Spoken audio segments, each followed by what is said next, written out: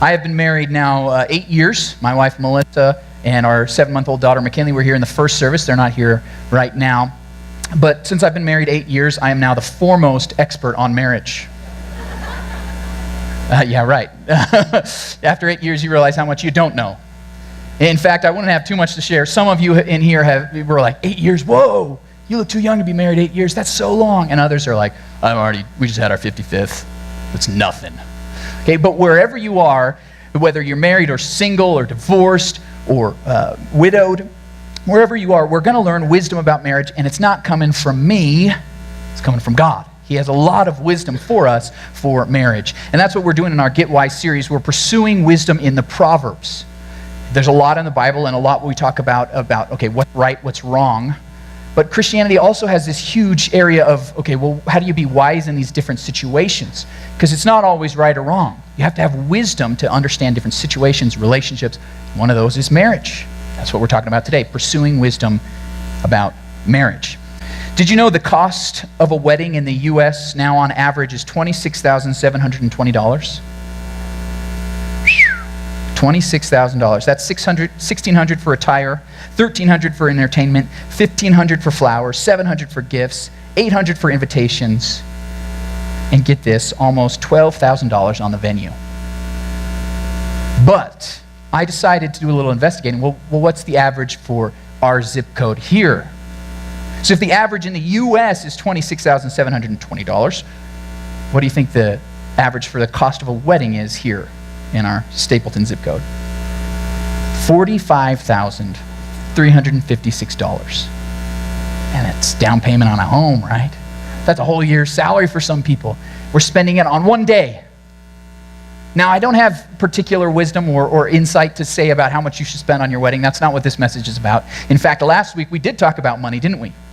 You can listen to that message. It's online. You can watch it. And we talked about that, and we said, hey, you got to give to God first. You got to save second. And then, as long as you're getting out of debt as fast as you can prioritize your spending. If you think it's important, you spend on what's important to you and between you and God. We're not going to judge these people what's important, how much they spend on their wedding. But I bring that up not to say how much you should spend on your wedding or how much you shouldn't, but the fact we spend so much on one day. But how long are you supposed to be married? Your whole life, forever. Your whole life. So we spend so much on one day, and yet we have thousands and tens of thousands of days after that that are probably more important, and yet we seem to think that it's just going to come easily. That once you find the right person and get married, oh, it's just going to be great, happily ever after from there. And, hey, but once you get married, you realize, hey, this is going to take some work. It's going to take some effort and cost. It's going to cost something, and maybe not money, although you can put some money onto it. That's good. But it's saying, hey, we got to put some effort and time into our marriages after this. Tim Keller, in his book, The Meaning of Marriage, says that he often gets people coming to him for counseling, and they're saying, hey, I'm in love. I thought love was supposed to be easy. We think that, oh, it's supposed to be so easy. And he tells every single person who says that, he says to him, well, hey, do you think it's easy to be a great baseball player? No. They play 182 games a year. They're practicing. They're lifting weights. In the off season, they're trying to eat right. They're doing everything so that they can win. It's hard. It's tough because they want to do something great. Or he says, hey, what if you wanted to write an amazing novel? Do you think it comes easy to develop great characters and good dialogue? Or do you think it takes a lot of work to sit down and type day after day after day? Anything we want to do in our lives, if we want it to be great, takes a lot of energy and work. And that's okay. That's okay. So that's what I want to challenge us to do today, to get marriage right. We're going to have to put some effort into it. And that's what this message is about. Let's try to get some wisdom for our lives, how to interact better with our spouses, how to develop better communication, better intimacy. How do we do that? And we're going to use some wisdom. Now, if you're here today and saying, well, Matt, I'm single, whether you've been single for a long time, you're widowed, divorced, you can kind of sit back today. You can kind of sit back and say, this message isn't for me. You guys have to deal with all that stuff. That's okay. You can sit back today. Although I do want you to be thinking, how can I encourage and pray for my friends that are married because they're going through all of that, right? And I do want to say most importantly here that if you are single, that doesn't mean you're less Okay, we really value marriage here in our church and in Christianity in the Bible, but marriage is not above singleness. In fact, the most complete, perfect person to ever live was Jesus Christ. And was he married? No, he was single. So if he was the most perfect, complete human being and he was single, that means getting married doesn't mean you're any better. In fact, you're going to have a lot more things to work on and deal with. So if you're single here, just say, hey, this is a message not for me, but that's okay. However, if you're here and saying, I want to get married someday, or maybe I want to get married again, you should be taking more notes than anybody else. Teenagers, I'm talking to you. You should be taking more notes than anybody else because you're saying, hey, someday I want to get married. I want to prepare for that, and you're going to do a lot better than everybody else who just, got married. I never even thought about it. So we're talking about pursuing wisdom in the Proverbs, getting marriage right. And I'm going to have 5 different ways that we can get marriage right. 5 different ways from the Proverbs. We're not going to look at everything the Proverbs have to say about marriage. We're going to look at the most important ones and pull out some of the insights from that to make these 5 different principles about ways to get marriage right. So here's the first one. It's a little bit before you're married. Be choosy. Be choosy. Here's one. So for those of you who aren't married yet or thinking about getting married or you're dating and engaged or you're thinking, hey, I'd love to get remarried, be choosy. Be choosy. This is an important decision. Really important. Proverbs 18:22 says, he who finds a wife finds what is good and receives favor from the Lord. He who finds, so that means there's a search. They're seeking after the spouse, and it's difficult. And once you find a good wife, wow, that's favor from the Lord because that's been difficult to find that good spouse. Now, I do want to say for this proverb, and you're going to see it throughout the verses we look at, is that they're either directed to a man or to a woman. You're going to see that. And I want you to say, hey, even though it might be directly for husbands or directly for wives, it can apply to me too. In fact, the Proverbs were written by Solomon, a lot of them, to his sons. So he directs them a lot of times like here towards his sons. So he's addressing them. And if you were writing a letter to your sons, you wouldn't also include gender-neutral pronouns or anything like that to be politically correct, would you? But I want you to see that if it's directed towards husbands, it can also apply to wives. If it's directed to wives, it can also apply to husbands. So we need to just come forward with all the verses and look at it that way. So if he who finds a wife finds what is good, he finds a husband finds what is good and receives favor from the Lord. And what you see here is he who finds. So I want to put an emphasis on that because the finding is difficult. It takes some time. It takes some effort and takes energy. We have to be choosy. We don't just settle for marriage. You should never settle. You're saying, okay, this is the person I'm choosing. Now, in this ancient time period, a lot of marriages were arranged. And in fact, in our world today, a lot of marriages are arranged. We're kind of a weird, unique culture that's not that way. And there's been a lot of studies that have shown arranged marriages are actually healthier and better and more likely to stay together than when we're doing it ourselves. Because it's difficult. And in our culture, we do kind of do that ourselves. So maybe it helps to get some advice and wisdom from people. Talk to your friends. If your friends don't like that person, maybe there's a good reason. You can't see some of the flaws at first. Maybe your parents give you some input on this. Some of you parents are nodding your head. Don't be mean about this. Okay? It's a difficult task. You want to be encouraging, not be like, nope, not good enough for me. Okay? We need to be looking for wisdom in that, but we need to be choosy. And when I say choosy, I do not mean picky. That's not what this word means. Picky is different than choosy. Choosy is, okay, you're taking careful consideration to choose the right person, looking at what's important. Picky is just saying, I don't like those shoes. Don't be like George Costanza. Don't, okay? In Seinfeld, he found any flaw he could with the person. Anything. John Tierney had a great article in the New York Times called Picky, Picky, Picky. And in it, he recorded some of the real comments that people gave for not picking a person to be their spouse. So here's one. Sure, he's a partner, but it's not a big firm. He wears those black shorts. How could I take him seriously after seeing The Road Less Traveled on his bookshelf? If she would just lose 7 pounds. These are real comments that people have. And the old TV show Love Connection, I think there's a new one now, but on the old one, it was hosted by Chuck Woolery, and this was an actual episode. There was a couple, of course, they go out on a date, and afterwards they talk to the host, and this young man said, well, hey, this date started out great. And this is literally what he said. He said, she opened the door, and she looked fantastic. Beautiful face, great body, nice smile. Everything was going fine until she turned around. And he paused, shook his head. He said, Chuck, looking at the host, she had dirty elbows. Dirty elbows. That's what broke this guy. That's just picky. She can wash her elbows. It's such a lame thing to be picky about. Okay, we need to be choosy about the things that matter, the things that are important to us. Proverbs 31 is a great chapter on the noble woman. I love this chapter. And it begins in verse 10 by saying, a wife of noble character, who can find? Who can find? It's difficult. She is worth far more than rubies.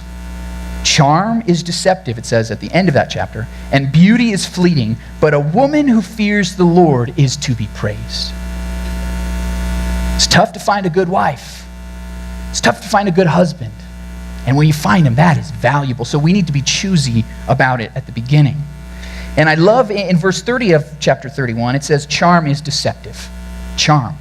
This is that initial attraction you have to a person. Oh, they're fun to be around. Ooh, they get you all excited. Okay, but that charm is deceptive. It's deceptive because all of a sudden they do something or say something and it's gone. Or you're with them for a while and then it wears off and you start to notice all those weird things that they do.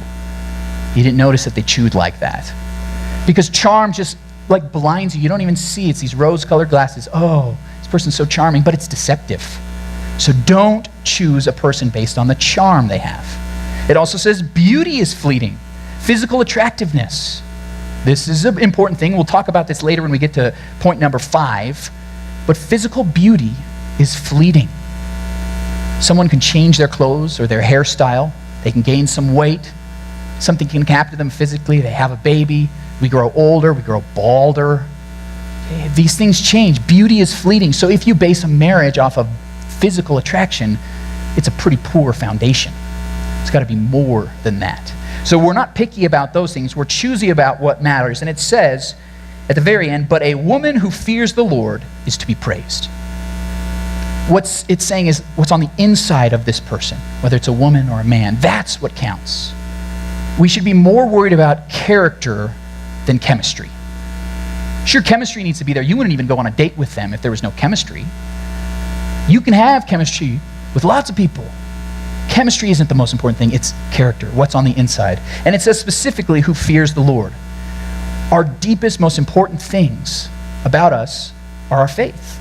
For those of us who are Christian, it's our faith, and it's so important to us. So we want to look for someone who shares that with us. In fact, we're told in Corinthians that we should be not be unequally yoked. And that means is you should find someone who shares these spiritual things with you, that you agree on these deep truths in your soul. It says that we should marry someone in the Lord in Corinthians. In the Lord. What this means is we want someone who shares our faith with us.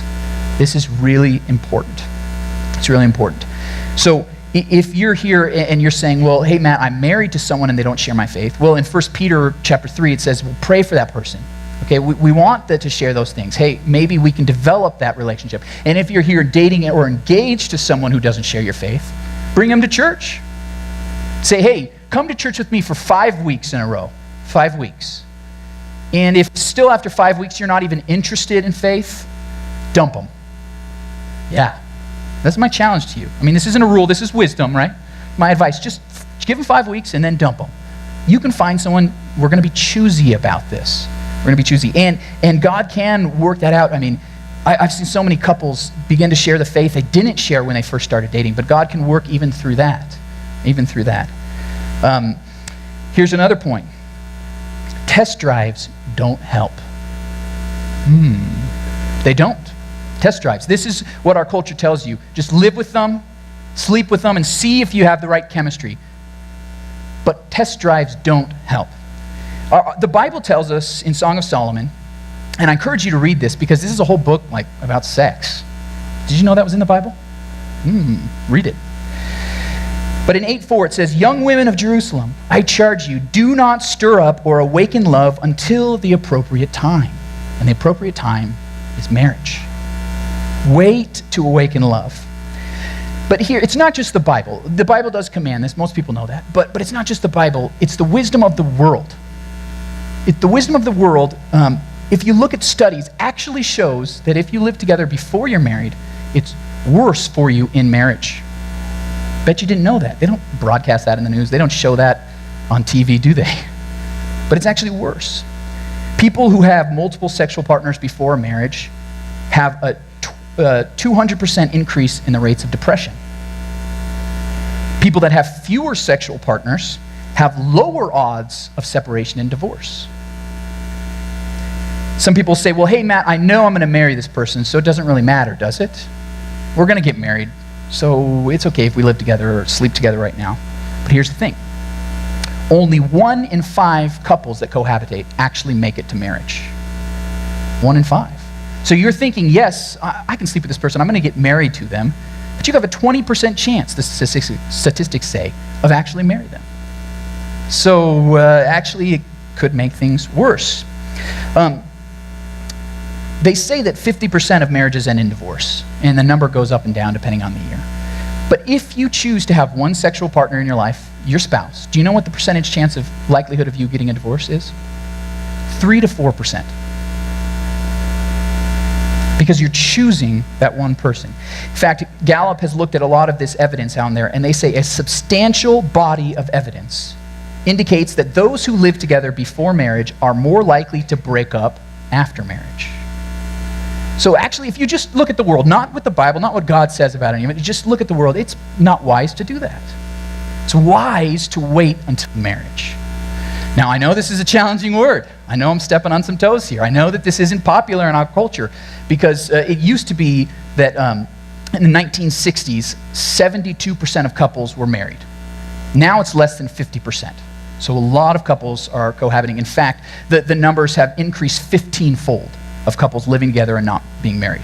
So I know it's not popular to say this. I know I'm a pretty unpopular dude. But I'm just trying to help you out.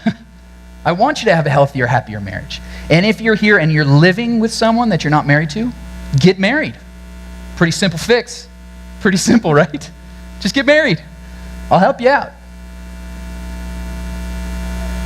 And if you're here and you're saying, well, Matt, I am married, but we did live together. Don't tell anybody.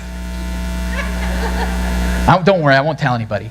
But the thing is, God can still work through that, and he does. And that's why we have a message like this today, so we can get marriage right. Even if it, the percentage-wise, you're like, I don't like that. But hey, we now can say, hey, as a couple, let's do it right. God has grace and forgiveness for us. We all have things in our past we wish we could do differently. Amen, yeah. But God has grace for that and can move us into the future in a healthier way. So that's our first point. Be choosy. Be choosy. Take your time. Do it right. Second point. Build your home together. Build your home together.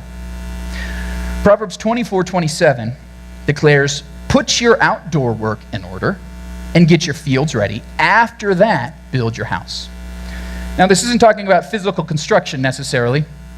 This is saying that building your house, this is you coming together as a couple, making a home together, making a culture, making a family, making traditions. And it's saying before you do that, you need to get your outdoor work in order. Now, there's a lot of wisdom in saying, hey, I'm not ready to get married until I'm financially stable.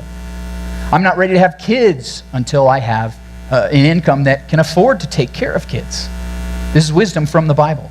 And Melissa and I, we got married pretty young, and I was actually still in school when we got married, but I worked on the side, and she had a full-time job. But we did say, hey, we're going to have kids once we're stable. So, looking back, should I have waited until I had a full-time job? Well, maybe. I don't know. We all have things in our past where maybe I would have changed it. Although I probably would have gotten married earlier now if I could change it. Marriage is good. Marriage is good. But the point is that before we need to build a house together. So that's a little bit of wisdom. Okay, get your job in order. Make sure you have a stable income. We talked about income last week, money last week. But then once you do that, put your house together, it says. Proverbs 14:1 says, the wise woman builds her house, but with her own hands, the foolish one tears hers down. The wise woman. So it's saying the wise person is saying, I'm going to build this house. I'm going to build up a culture in our family. This could be things like the norms for your family. Are we going to have a dinner together? Are we going to share meals? When we are at the table together, can you put your feet up at the table? Okay, do you have to have different rules? I know my family growing up, it was a big deal for my mom that you couldn't play with your food. Anybody have that rule in their household growing up? It was a big deal. Well, not in Melissa's family. So I remember on one of our first dates, we were going out to eat and we had finished up and she's kind of just playing around on her plate with the fork. And I was like, what are you doing? And made this stupid fight. And I was an idiot because I don't really care if she plays with her food or not. So in our family, we had to make new rules, make new cultural norms. And we decided, hey, dinner time is supposed to be really fun as a family. So let's play with your food if you want. Okay, seriously, what's more important? But you make those cultural norms as your family. As your family, what's going to be important to you? What's going to be important to you? Are you going to say, hey, every week, no matter what we're doing, we're going to church? Even if we're traveling, this is going to be part of our family. We're going to make it important for us. Maybe you're saying, hey, every night, we want to have a nighttime story, and it's going to come from the Bible for our kids. You're making these rules, but you're deciding them together. And this goes for the different roles and responsibilities in your home, too. Did you know the Bible doesn't say that men have to work and women have to be in the kitchen? Some people think the Bible says that. They do. But it doesn't say that. That was 1950s Leave It to Beaver. It's not what the Bible says. In fact, the woman of noble character in Proverbs 31, she's working outside the home. And she's a real estate developer. It says with the money that she has earned, she buys a field. Okay, she's developing property. Because the point is, it's not which roles each person does, it's what do you decide together to build your home on. So you might decide, hey, we're a little more traditional. The guy's going to mow, the girl's going to do the dishes, or you might flip it. You might flip it, but you decide that together, and you're saying, okay, I like doing this chore. I don't mind doing it. Then you should do that thing, and your spouse can do the things that they like doing, and you try to figure it out, and the ones that nobody likes, you just divvy them up, right? But you do this as a couple, building your home together. What are the cultural norms that we're going to have? We decide together. Marriage is a team sport. You either win together or lose together. You've got to decide together. Are we going to win? Are we going to do this? Are we going to figure out who does what? And those roles and responsibilities will change throughout your marriage. Someone will start a new job. Someone will, you'll have a kid or two or three, and things change. And you got to talk about that. Now you're retired, things change again. So continue to build your home together. This is really a good way to have a healthy marriage. Build your home together. Point number 3, make your communication positive. Make your communication positive. Too often we fall into just negative communication, derision, insults, criticism. Let's avoid that and make our communication positive. Proverbs 21:9 says, better to live on a corner of the roof than share a house with a quarrelsome wife.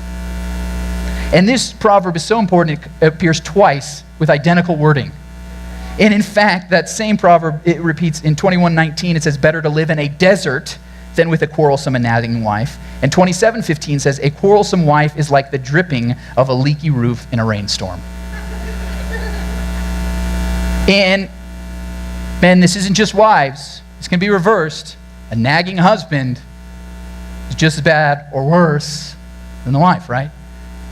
Negative communication is bad. It's unhealthy for your marriage. You need to make it positive. Make it positive. So, quarrelsome is saying that this shouldn't be creating unnecessary conflict. In one of our messages in this series, we talked about how to have healthy conflict and how to handle that well. Go back and listen to that. I'm not going to talk about that a lot today, about conflict. We need to be healthy in that conflict and only create the conflict or talk about it when it's necessary. So let bygones be bygones. Nagging. This is too many complaints. There are times where you will have a complaint or a criticism that needs to be said. But we need to not make that all of our communication with a person. Studies have shown that for every one negative comment in a marriage, if you want it to be healthy, there should be 7 positive. If you want a healthy marriage, 1 negative to every 7 positive. So if you're saying, I do need to tell my husband this, I do need to tell my wife that she's been doing this wrong, think of 7 good things to say, before and after, 7 positive to 1 negative. That should be the ratio in a healthy marriage. John Gottman, some of you have heard of, he's a pretty famous psychologist who studied marriages for decades, and he has an over 90% chance, or a 90% success rate in looking at a couple for under 5 minutes. He can watch a couple for 5 minutes on videotape or in person and can just tell within 90% accuracy whether they're going to stay together or be divorced. He can tell just by watching them communicate to each other. 90% chance of success with that. And these are the 4 horsemen that these 4 different things that are negative communications that he's focused on. And he said, if you do these 4 things, it will be really bad for your marriage. Here's number 1, criticism. Criticism. If there's criticism in your communication, and specifically attacking someone's character or personality, it's like one of the 4 horsemen of the apocalypse for your marriage. So criticizing someone's character or personality. So this isn't saying, hey, you're washing the dishes wrong, or you're putting them in the dishwasher wrong. It's saying, you are a lousy human being. You are a jerk. You're saying about their personality or character. That criticism is so negative and so bad. The second one, contempt. If there's contempt in your communication, it's really bad. This includes name-calling, mocking, condescending humor, belittling, or demeaning. You think you're so funny, but all your jokes are about how dumb or how stupid your spouse is. That's really bad. It's really bad for your relationship. The third one, defensiveness. Defensiveness. This is refusing to apologize or back down in a conflict. Fourth one, stonewalling. This is when you decide, I'm not even going to care anymore. I'm not working on this relationship. And men are the offenders here 85% of the time when it comes to stonewalling. Just saying, fine, I'm done with this. We can't do that. We can't let our communication drift off to the negative. If it does that, that's one of the clearest signs that your marriage will be on the rocks and headed towards a bad place. Let's have communication that's positive instead. John Gottman was asked, well, what's the best thing? What's the most powerful thing couples can do to make their marriage healthy? Get this. It's at the end of a day, talking to each other about your day. That's the most powerful thing you can do to keep your marriage together. Just the positive communication is that at the end of every day, you care about the other person and say, hey, let's talk about what happened today. Take 5 minutes. Take 5 minutes and just say, hey, what's going on? And what happened with your boss? Why are you stressed? What good things happened today? And just talking about those things, unwinding at the end of a day is one of the most powerful, positive things you can do for your relationship. Sam Crabtree has a great book called Practicing Affirmation.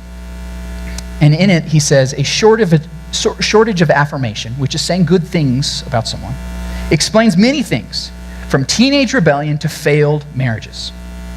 He writes, ongoing corrections make the relationship more and more painful. The wife generally seems critical, an example, but that secretary at work is understanding and affirming. Who is gaining influence? This is how marriages fall apart. If the communication isn't positive, but it's negative again and again and again.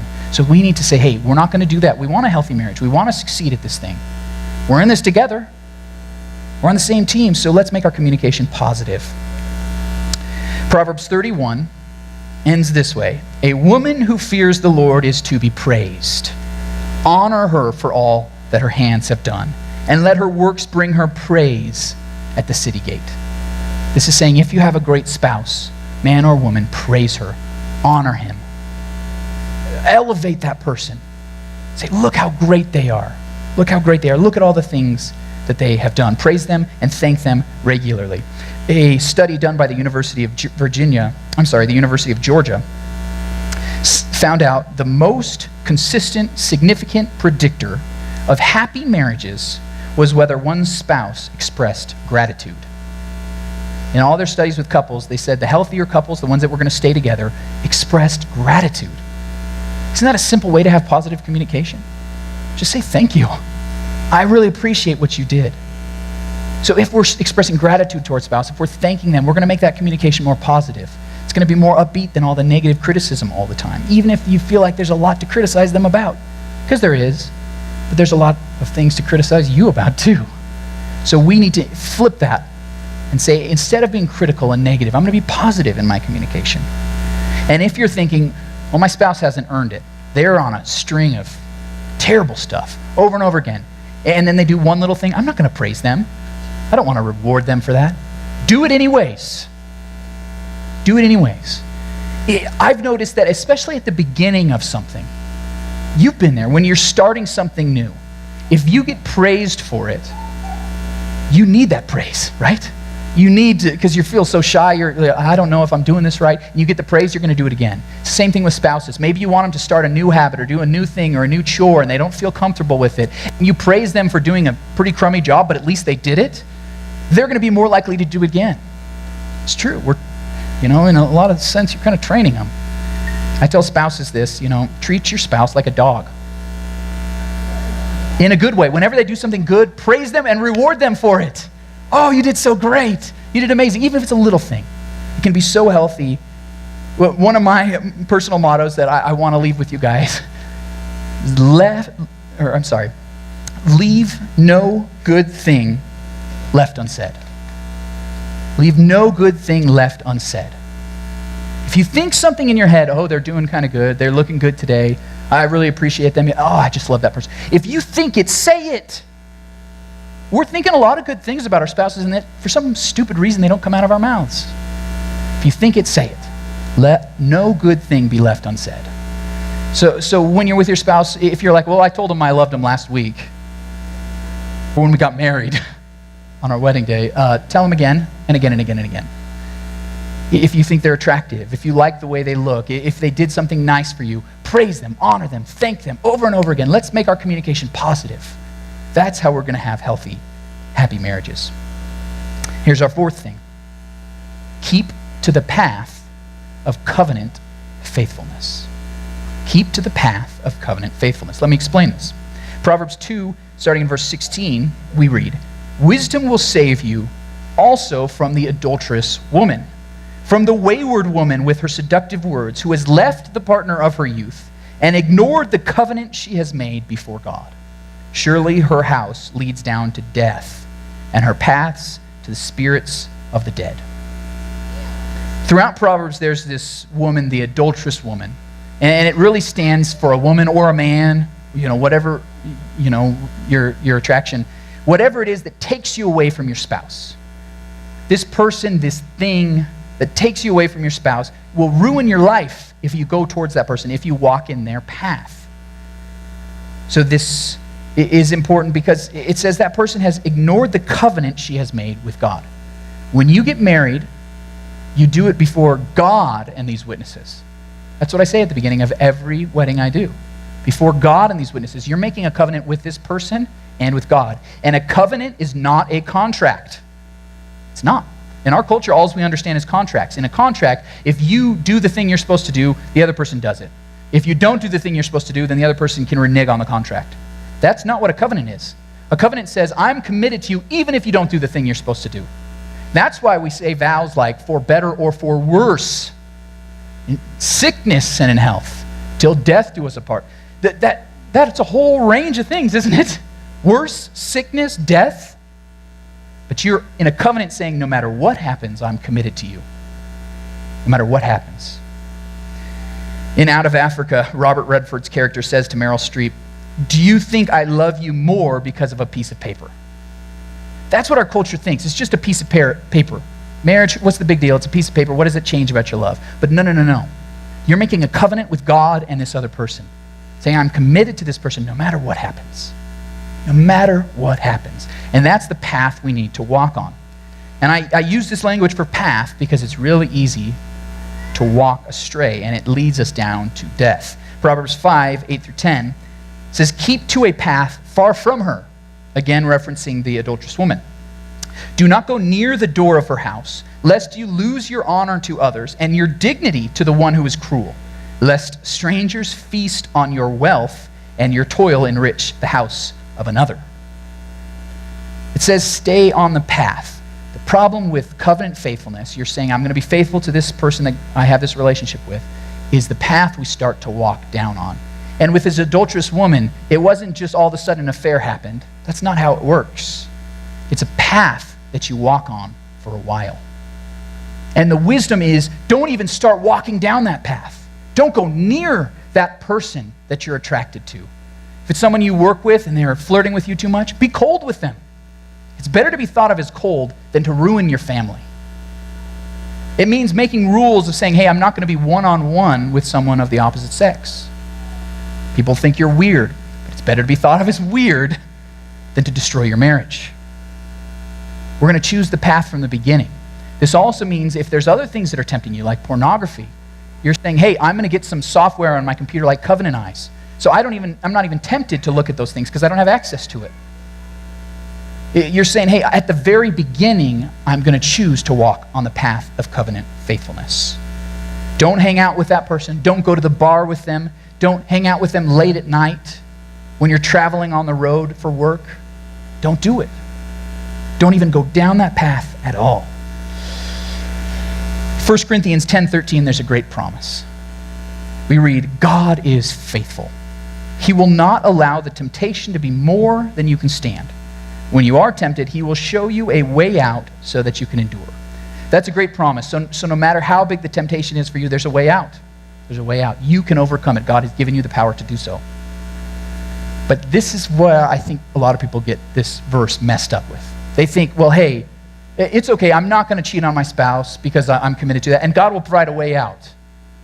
But the way out for you maybe was way back at the beginning of that path. You shouldn't have ever even started hanging out with that person one-on-one. You should have never been holding hands, okay? That's how it goes, one step to another, and then an affair happens and a marriage is destroyed. So let's at the very beginning say, I'm going to avoid temptation by not walking down that path at all. Some of you today are feeling challenged by this and you need to say, hey, I need to start walking down a different path. Do it. Choose covenant faithfulness as the path that you have. One thing I love about the Proverbs is that it's so practical. It's so practical. You know, it doesn't even just say if you do this, you're sinning. If you don't do that, you're sinning. But it's a lot, just very practical consequences. Did you see what it says in verses 9 and 10 of chapter 5? If you go down this path with the adulterous woman, it says, lest strangers feast on your wealth and your toil enrich the house of another. What it's saying is that if you have an affair and a divorce, your wife's going to take everything from you. You're going to lose your house and you're going to have to pay alimony. Your kids aren't going to like you and you're not going to be able to spend time with them very much. And your whole family, your whole life will be awful for the rest of your life. This is what can happen. It's saying just think of the practical consequences. Not even whether it's right or wrong, just the practical consequences. Is it worth it? I had a young guy come into my office once and he had a beautiful wife and kids. And he said, you know, Matt, I'm feeling really attracted to this other woman. Wasn't his wife. And for one, I don't know why you'd come to me about that, but I'm glad he did. Because do you know what I told him? You're an idiot. I told him this. You are an idiot. And I said, just think about what's going to happen. You're going to go out with this woman and your wife's going to divorce you. She's going to take the kids because she's a better parent than you. Let's be honest here. You're working and she's going to take a large chunk of your income because you got to pay for your kids. Your kids aren't going to like you and you're not going to have the time because you're not going to be spending with them. You're not going to be able to do sports with them that you love right now. If you do get with this other woman, I mean, she's bad news already. She's willing to date a married guy. You think that's going to turn out well? And then you're going to have another broken relationship. You're going to be on your own, eating a cup of noodles every night. Do you want to be that person? Just practically, not even is this right or wrong. Do you want to do that practically? And thankfully, he decided not to, and he's still together with his wife. Just think of the practical consequences of your decisions in this. Don't go down that path of covenant unfaithfulness. Instead, say, I'm going to be faithful to my wife. I'm going to choose that over and over and over again. There's been some studies on couples and on individuals that are saying that they're unhappy in their marriage. And they found in this study that there is no evidence that unhappily people who get divorced are any happier than unhappily people that stay married. If you get divorced, that doesn't mean you're going to get happier. In fact, studies have shown it won't increase your happiness. They found this, that 2/3 of unhappily married spouses who stayed married were happier 5 years later. They also found that 8 out of 10 individuals who stayed together when they were saying that they're unhappily married were happily married 5 years later. 8 out of 10. For the large majority of people, it is better to stay married, even if right now things are not going well.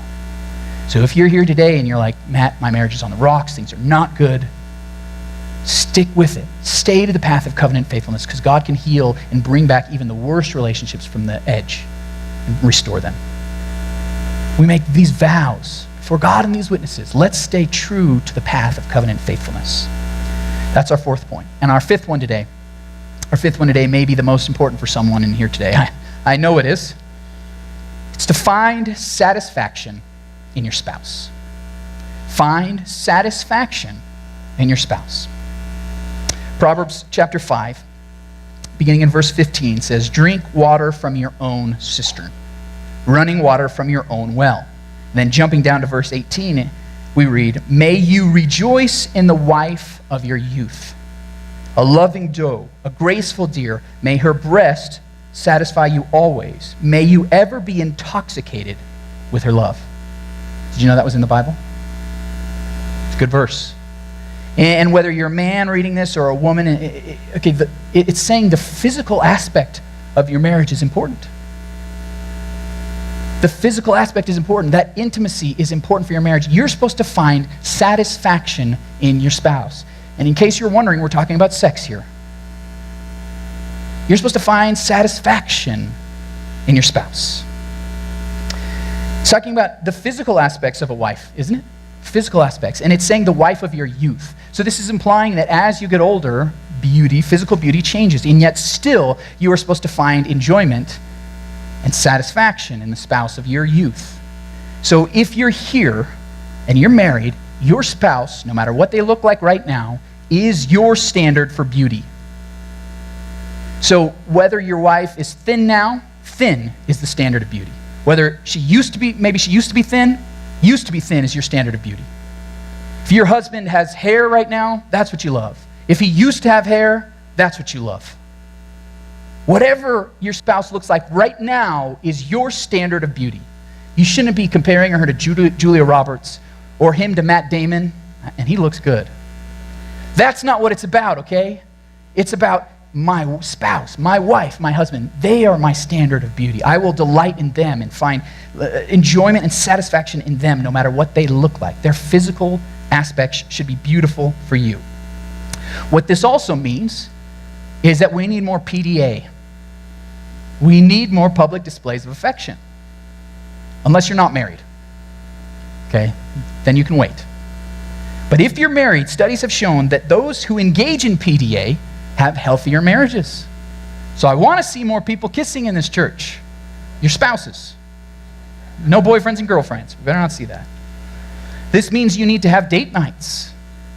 This means that you should kiss while not having sex. This means that you need to communicate your affection to your spouse. Tell them how much you like the way they look. William Harley, in his book, If Sinners Say I Do, something along those lines. It'll come to me in a second. He says that many men think affection is a trivial need. So men think affection is a trivial need.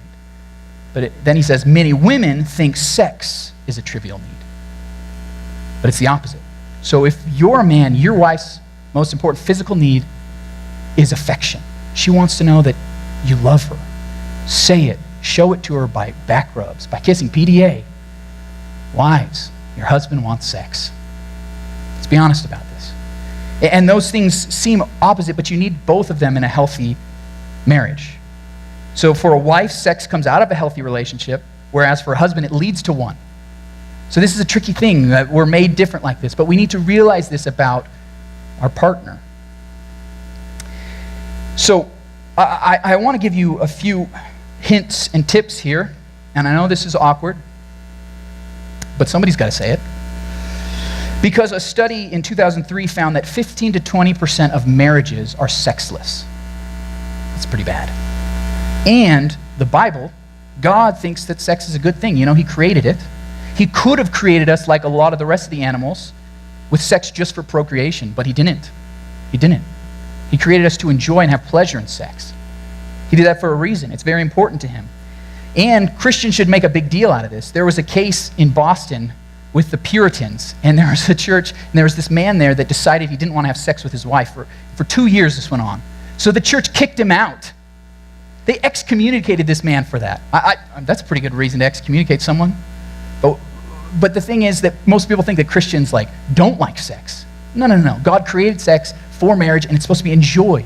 That's why you're supposed to enjoy and find satisfaction in your spouse. So here's the tips. 1, do it often. 2, both people should initiate. 3, take time. Women want 10 to 30 minutes of foreplay. Men, are you listening? 4, make yourself look and smell desirable to the other person. Take a shower, brush your teeth. 5, sleep in the same bed. If one of you has an issue with snoring, go to the doctor and get it figured out. Go to bed together.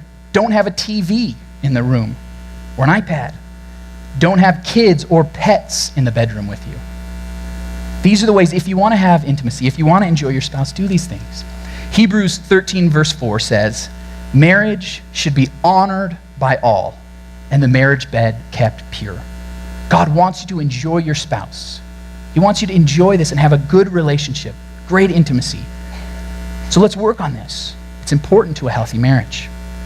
Proverbs 6 in verse 25 gives us even more instruction about this. It says, do not lust in your heart after your neighbor's wife's beauty, or let her captivate you with her eyes. Can a man scoop fire into his lap without his clothes being burned? So this goes beyond just, I haven't ever cheated on my spouse physically, but it's saying the lust in your heart, the lust in your eyes. That's why Jesus said it's not just a sin to commit adultery, it's a sin to look with lust upon your neighbor's wife. Because when we look at this person, when we have this adulterous thoughts in our head, it begins to change our heart and literally change the makeup of our brain. William Struthers is a biophysicist, and he's studied the brain under arousal. And he's found that what's released in our brain is dopamine. And the parts of our brain that light up when studied under physical arousal like this are the same things that happen when you're on heroin. Our brains can make this powerful drug when we're physically attracted to another person. So when you think about them, when you focus on them, when you fantasize about them, you are creating your brain to be addicted to that person.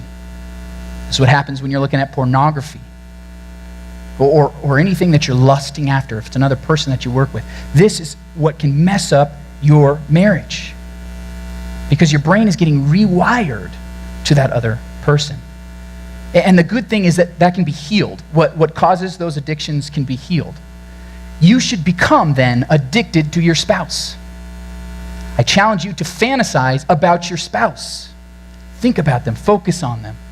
Send them some texts that nobody else should read. Okay? These are the things that you can do to develop this healthy intimacy so that you begin to be addicted to them. I think that's why God developed our brains that way. So we'd have this glue tying us, uniting us with our spouse by our brain. It's this powerful chemical that's being released.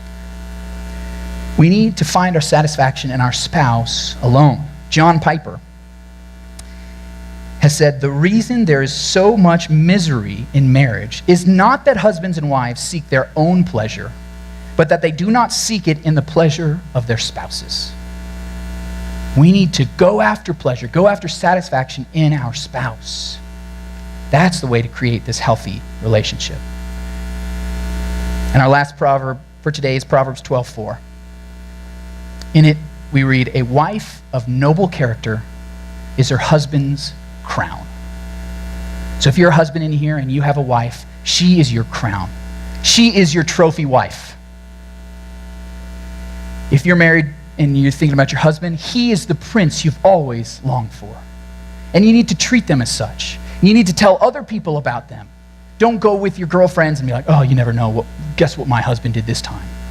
Guys, don't get with your bros and you're like, oh, the old ball and chain. No, she's your trophy wife. Brag about her. Tell everybody how great she is. She is your crown. She is your splendor.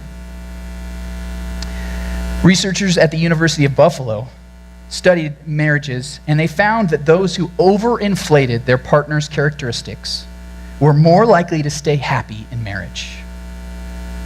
If you're bragging on your spouse, saying, look how great they are, look at what they've done, oh, they're incredible. That's what we need if we want to have healthy marriages. Take pride in your spouse. Wear them like a crown. Look what I have in my life.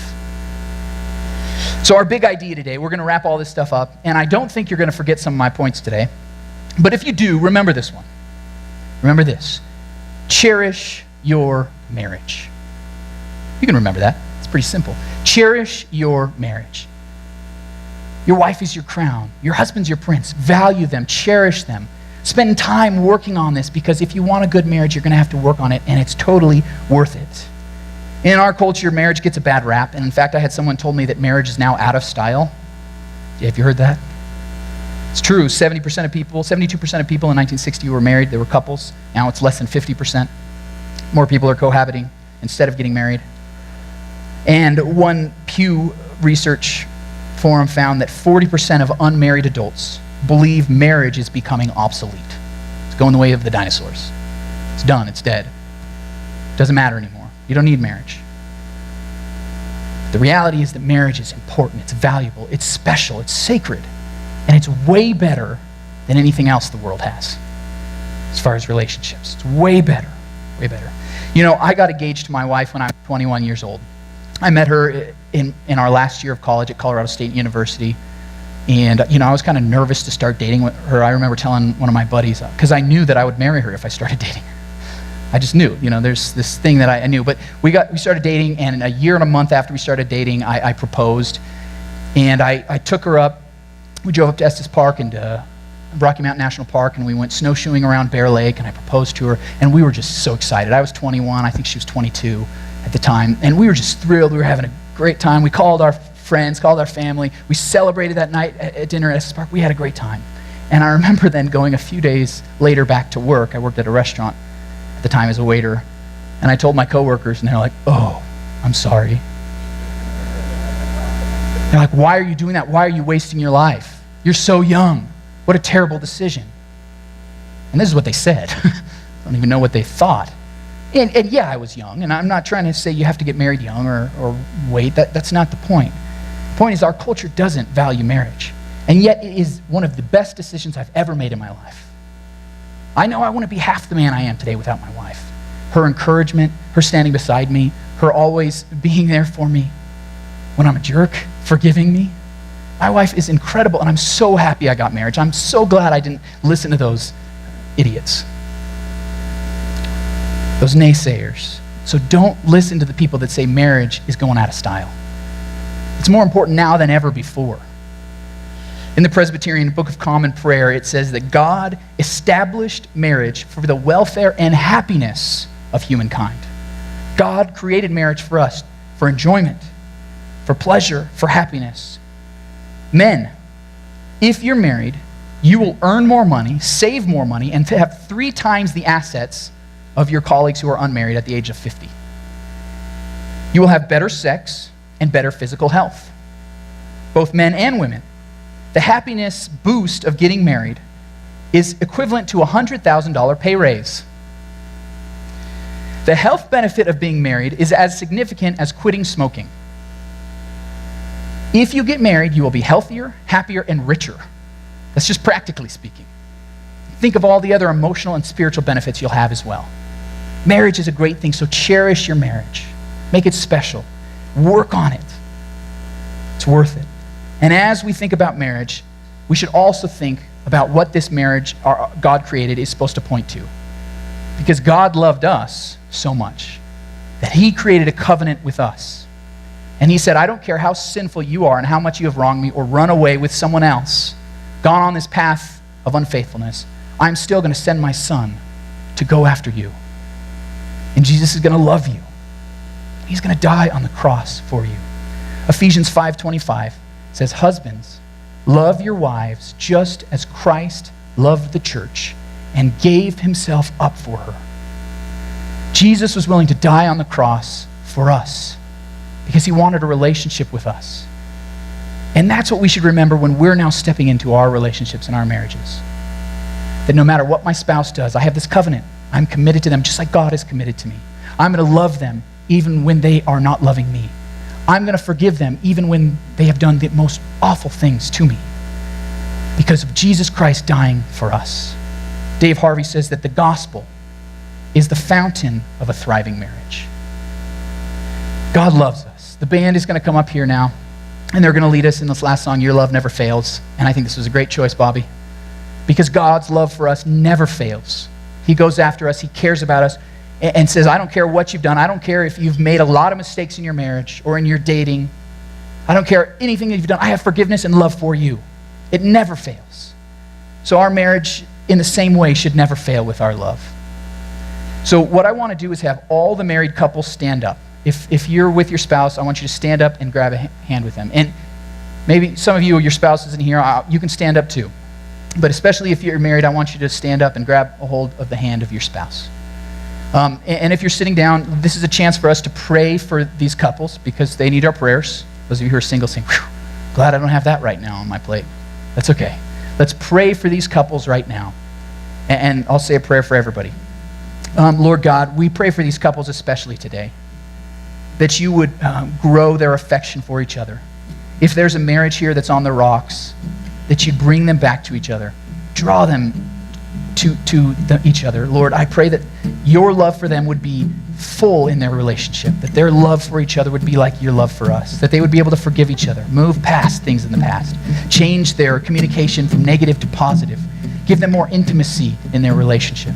Lord, I pray that these marriages in our church would thrive, that they would be powerful and beautiful things that would be glued together, stronger than all the tests of our culture, of our times, of the wayward paths that we sometimes go down. Lord, I pray that these marriages would thrive and be built up. And for all of us today, for those thinking about marriage or thinking about getting remarried, would you just set them up for that to succeed? And Lord, for all of us who have made mistakes in the past, that we've sinned, we've said the wrong thing, done the wrong thing, gone down the wrong path, would you forgive us because you have great love for us? Draw us to yourself right now with this final song. In Jesus' name, amen.